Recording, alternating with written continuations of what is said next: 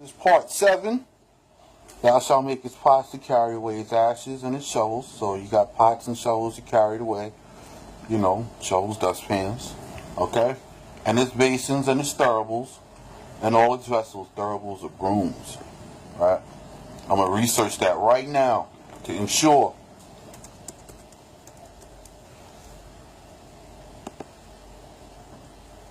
Alright? That's a censer. So that's to carry the incense or the thuribles, not a broom. But you're going to need a broom anyway. So, alright, those are censers. Alright, in its vessels, thou shalt make of brass. So you're going to have brass censers.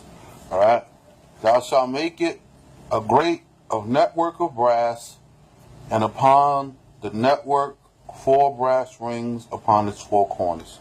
Alright? And thou shalt place it under the surroundings of the altar beneath that the network may be in the middle of the altar, that if any fragrant or fiery coal from the altar may fall upon the grate and not touch the ground. Okay? And that the priest may take it from the grate and place it upon the altar. So, there's a grate. It's a mesh. It's a tight mesh so that it doesn't fall through. Alright?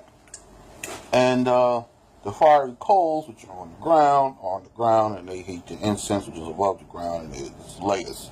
Alright? So it's held up in the middle of the thing, of the brazen or the brass altar. Alright?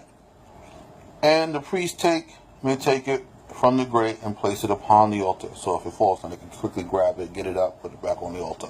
Alright? And thou shalt make staves of sittim wood and overlay them with brass. Why? Because the brazen altar is going to need to be transported, so it has its brazen holes to carry it. And thou shalt place the brazen staves within the rings, and the staves shall be on the 2 sides of the altar in carrying the altar. Hollow with boards filled with dust, thou shalt make it. So, it's hollow, right? And the boards that are in it are just filled with dust. It's just dust in between. Alright? What kind of dust? Any kind of dust. Get some dirt, put some dirt in there. So it's going to be brass filled with dust. And the dust is going to act as an insulant, right? So while the inside is really, really hot, the outside won't be as hot. So you get that insulation. So thou shalt make it according to what shown thee in the mountain, so shall they make it. And they shall make the court of the tabernacle. For the southern side shall be hangings of fine linen twine, 100 cubits, the length from one side, and its 20 pillars, and their foundations 20 of brass, and the looks of the pillars and their rods of silver. Okay? And for the northern side, for the length, the hangings of 100 cubits long. So now this is on top of everything else, right? Now you have this extra long, 100 cubit long, right, hanging off the side, covering everything up. So this is extra. There's more material, right, covering over the sides to cover the tabernacle, all right, or this tabernacle, okay, and there are 20 paces in their foundations, 20 of brass, and the hooks of pillars, and their rods of silver. And the breadth on the west side of the cords, the shanking shall be 50 cubits, another 50 cubits hanging off the west side. Their columns 10, and their foundations 10.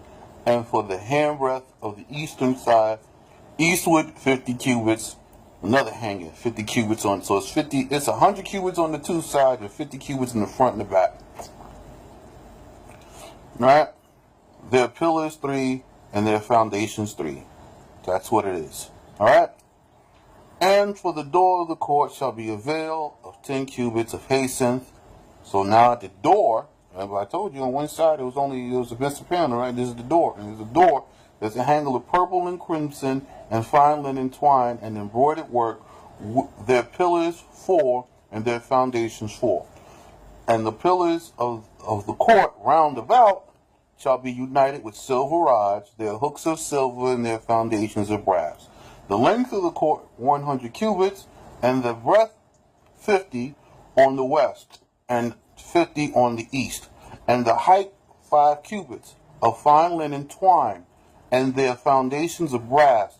All the vessels of the tabernacle, and all its services, and all the pins of the court around of brass.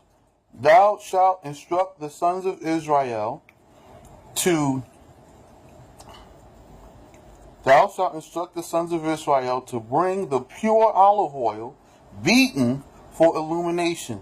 So this is the cold press. They've beaten the olive oil out the olives for illumination. So they're going to beat it and cold press it to get the oil out, that the lamps may burn continually. So the candelabrum always is on. All right? They only snuff it to even add more oil. So oil goes in the same place where you burn from. That's what it is. In the tabernacle of the covenant, without the veil that is before the testimony, Aaron and his sons shall set it in order from evening until morning before Yah, and everlasting statutes to your generations of the house of Israel. So it burns all night. All right? The only time it can go out, is you could, change it in the morning. See? So there's always light. And thou bring near to thee Aaron thy brother. So he's talking to Moses. Hey, bring your brother here now. And his sons with him from among the sons of Israel to minister before me. So only these 3 people. Well, you're going to see there's more. All right? So it's 5. Aaron, Nadab, Abihu, Eleazar, and Ithamar, the sons of Aaron. Right? And thou shalt make garments of holiness for Aaron thy brother, for glory and for praise. So he has garments for glory and for praise. He's appointed the high priest, and he is for glory and for praise. This is what these garments are for. He gets a special garment as the high priest. That's it. No, I don't care. I don't care. It is what it is. It says what it says, right? And thou shalt speak with all who are wise of heart, and whom I have filled with the spirit of wisdom, that they make the vestments of Aaron to consecrate him to minister before me. So we're going to get the best, right? He said take the best, right, tailors, and they're going to have a vision for this, and it's going to be magnificent. You'll know them because it's going to be dope. It's going to be magnificent. It's going to be over the top. But this is what I want. And these vestments shall they make: the breastplate, the ephod, and the robe, and the embroidered tunics, and the mitres, and the girdles. And they shall make the holy garments for Aaron thy brother, and for his sons, to minister before me. Now, when you say the mitre, right, y'all think it's this thing you wrap around your head, all right? I don't know where somebody got that, but actually, there's a crown, all right? That's a crown. That's all, because the crown is open at the top, and he has a special crown, and it was attached, and it's, it is what it is. And he cut. All right, whatever. And the girdles, and they shall make it. They shall take from their treasures gold and jacinth and purple and crimson and fine linen, and they shall make the ephod of jacinth and purple and crimson and fine linen twine, the work of the artificers. 2 shoulder pieces shall it have conjoined on its 2 sides, and so it shall be united.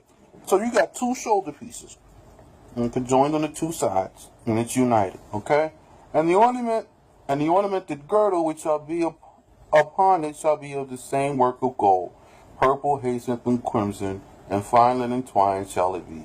And thou shalt take 2 gems of onyx, and engrave upon them the names of the sons of Israel. 6 names shall be engraved upon 1 gem, the remaining 6 on the 2nd gem. They shall be set in order of their nativity, in order of their birth. So it'll be in birth order. Alright? The engraved names shall be the work of an artificer, engraven, and the engraving be distinct as the engraving of a ring. So it's going to be very ornate and very precise. Alright? And thou shalt engrave the 2 gems according to the names of the sons of Israel in their work round about. So these are the sons of Israel, right? And that's in the shoulders is all 12 tribes. So you'll see Levi and Joseph. You're not going to see Ephraim and Manasseh. Okay? And thou shalt fix the for the shoulders of the ephod. So to be set for a memorial of the righteous for the sons of Israel. And Aaron shall bear the names of the sons of Israel upon his 2 shoulders for a memorial. And thou shalt make the sockets of gold, the 2 chains of pure gold. Measured shalt thou make them of twisted work, and insert the twisted chain in the sockets. And then thou shalt make the breastplate of judgment, by which are made known the judgments that are hidden from the judges, and the order of the victories of their battles, and amends that are made for the judges, the work of the artificer, as the work of the ephod. So now we are receiving the breastplates of judgment, the Uriah and the Thamiah. They will be big stones covering the chest, because the ephod covers the stomach. And then the onyx is upon the shoulder pad. So Aaron has armor, but this armor is to reveal the truth, because he has to go in before the Most High. He is a commander and a general. He's going to dictate what thus says the Most High, and it's up to us to follow through. It ain't got nothing to do with nothing. So the high priest dictates to how the order of battles. That tells you exactly what this is for, right? So if there's a judgment and there's confusion, it's a hidden thing. We don't have the answer. It's not written. We don't know. We're not sure. We ought to carry it to the high priest, go before the Most High, and receive what the hidden judgment is. Get this new revelation, write it down, mandated in the law, for the victories and the order of victories in battle. So before we go to battle, we go before the high priest and to the Most High. We're going to get them instructions. He's going to order them down. We're going to write them down. We're going to follow those instructions to the letter. And for amendments, so if the judge says this was this way and this is the judgment, even after the judgment is made, we have to take the offering before the Most High for the sin that was committed and request that understanding that we understand that what is said and what is the judgment to be made. So an amendment might be made at this point. Period. So no matter what happens, everything's going to constantly be going before the Most High. Alright? Except for maybe some money matters. Alright, I owe this guy money. You already admit you owe him some money. Alright, I don't have it to pay him at this time. Okay. Just pay him as you get to it. Make a concession. We could be quick. Life and death, we're going to take a lot of time when we're going before the Most High, because I'm not shedding this in blood, and nobody else is neither. Even if you know the person to be guilty, we have to conduct things in the proper process of order. Alright? Okay. So that's the work of the artificer. Thou shalt make it of gold, jacinth, purple, and crimson. Right? And fine linen twine thou shalt make it. Square shall it be, double, a span in its length. So it's going to be a handbreadth in its length, a span. So from the tip of the finger to the wrist, a span in its length, and a span, another handbreadth in its width. So it's going to cover the whole chest. I told you it's a chest. Yeah, this is a big thing. All right. And thou shalt fit it with a fullness of precious stones. 4 rows of precious gems, and answering to the 4 regions of the world. The first row, carnelian, topaz, carbuncle, and on them engraved and expressed the names of the tribes of Reuben, Shimon, and Levi. So he's going through the ephod now. The name of the second row, smaragd, sapphire, and chalcedony, and upon them shall be engraved and expressed the names of the 3 tribes of Judah, Dan, and Naphtali. And on the third row, ligure, agate, and amethyst, and upon them shall be expressed and written the 3 tribes of Gad, Asher, Issachar. And on the 4th row, chrysolite, onyx, and jasper, and upon them shall be written and expressed the names of 3 tribes, Zebulun, Joseph, and Benjamin. Set in gold shall they be in their completeness, and the jewels shall be taken according to the names of the sons of the 12 tribes of Israel. 12 are they according to their names, engraven and set forth as the engraving on the ring, and each gem, and the gem of each man according to his name, shall they be for the 12 tribes. And thou shalt make upon the breastplate measured chains of twisted work of pure gold, and thou shalt make upon the breastplate 2 rings of pure gold, and put the 2 rings upon the 2 sides of the breastplate, and thou shalt put the 2 golden chains upon the 2 rings in the sides of the breastplate, and the 2 chains which are upon the 2 sides thou shalt put upon the 2 sockets, and set on the shoulders of the ephod against its front.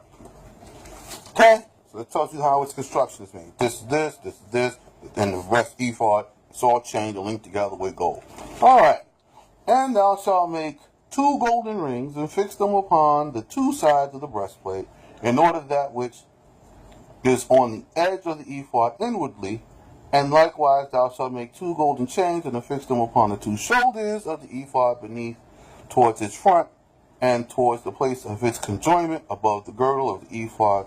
And they shall unite the breastplate with its rings, and to the rings of the ephod with twined ribbon of jacinth, to be joined upon the girdle of the ephod, that the breastplate may not be removed from the ephod. So the breastplate and the ephod are joined together. It's one large piece.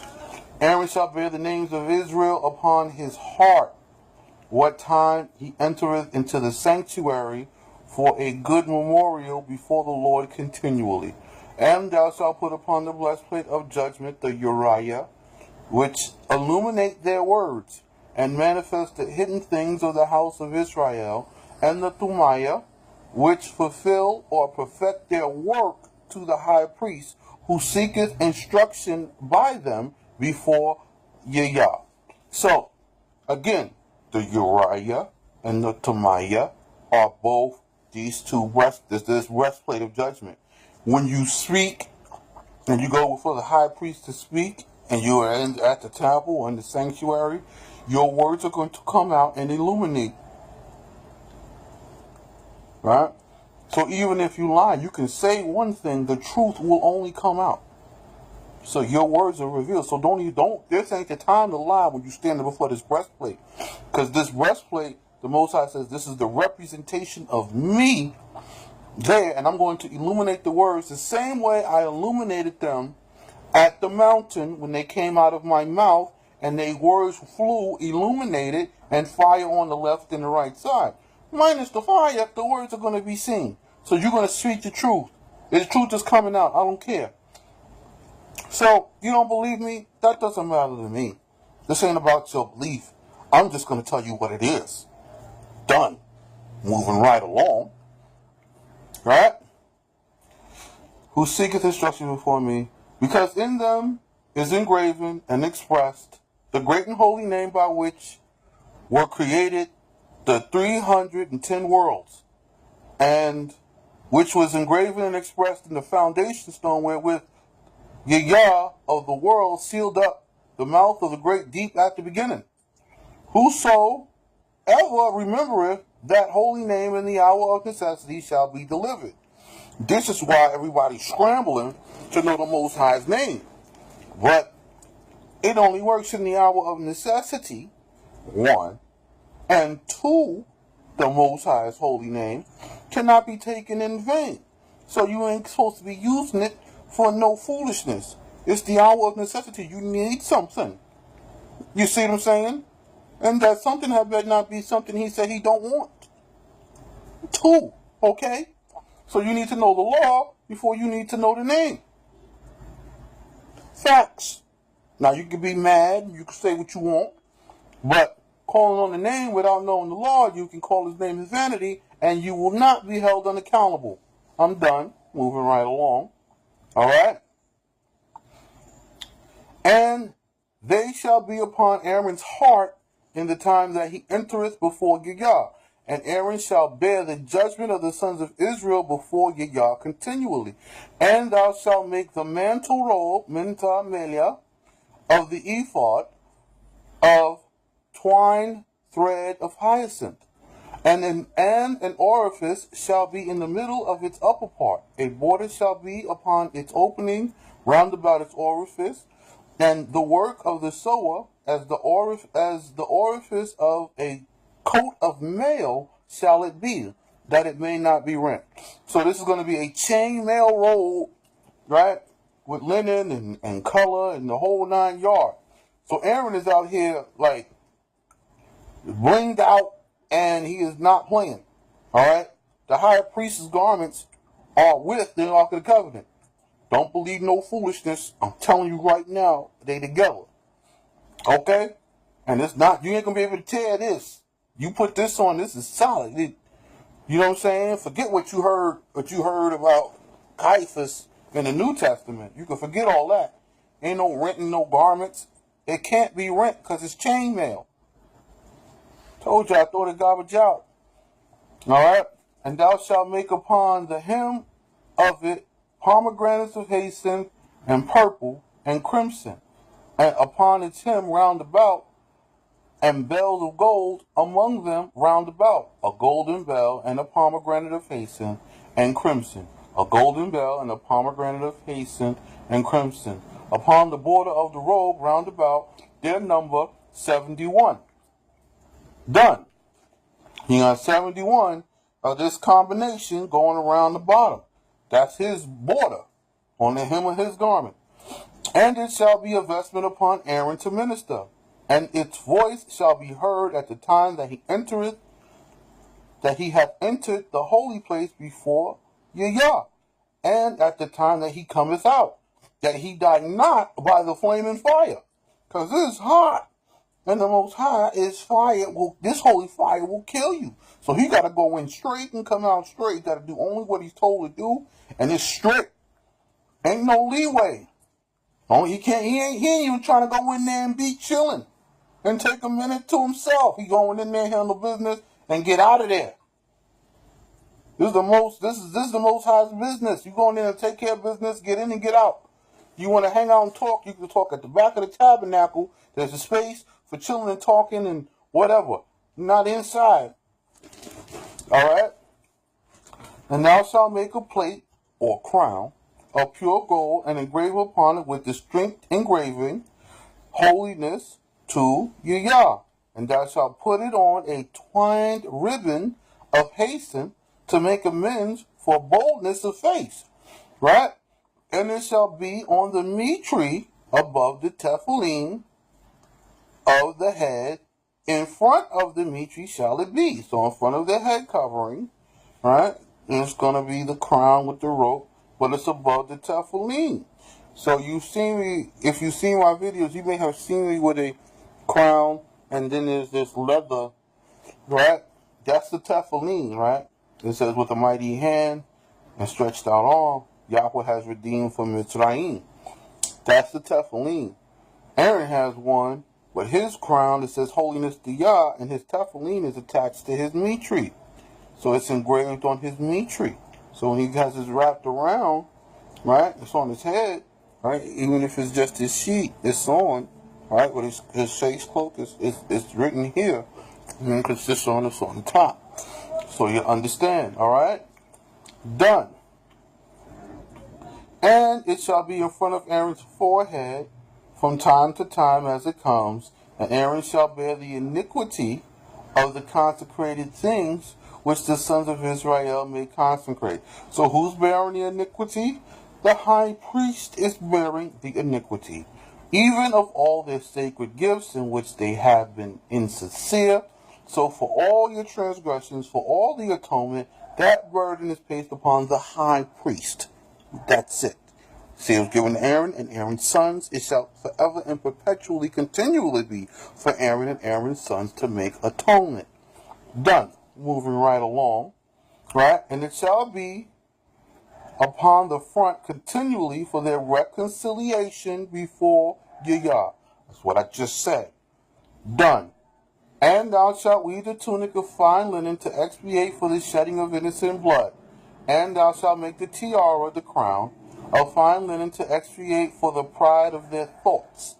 And the girdle shalt thou make of the work of the embroiderer, and for the sons of Aaron thou shalt make tunics, and girdles, and mitres for glory and for praise. Done. Moving right along. And with them thou shalt invest Aaron thy brother and his sons with him, and anoint them, that they may offer their oblations, and sanctify them to minister before me. To who? Aaron and Aaron's sons. Done.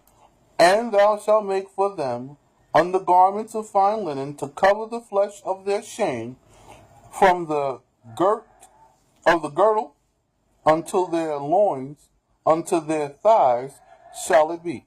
Past the thighs. So you probably get down to below the knees. That's about it. Alright? And they shall be upon Aaron and upon his sons at the time when they enter the tabernacle of testimony, and when they approach the altar to minister.